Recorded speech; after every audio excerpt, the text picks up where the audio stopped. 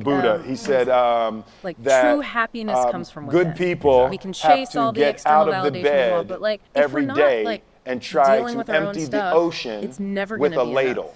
And that's where self-compassion comes in. And I thought that was, I knew that was profound, and I paused for a second, and I said, all right, what the hell is a ladle? Studying different spiritual traditions. right? So that, I touched it on my iPad, it's ladle. Oh, it's like a big spoon, okay. It's like a soup spoon, yeah. It's like a soup spoon. I was like, why are you a soup spoon? So trying to empty the ocean with a soup spoon, as the mentality of how you wake up every day to try to do good in the world. So for me, I'm really driven by continually trying to elevate my mind and elevate my spirit and care for my body and to be able to love as many people as effectively as possible with this mystery of life that I've been given.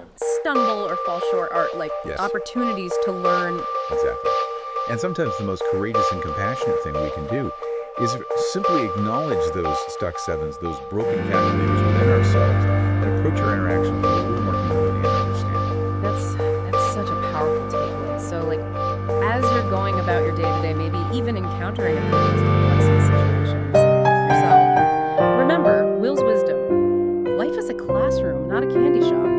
Embrace those opportunities for growth. Get curious about your own poison, and remember that you have the power to choose a different path, to rewrite those old patterns and create more fulfilling relationships. And hey, if Will Smith is still a work in progress, then it's okay for the rest of us to be too.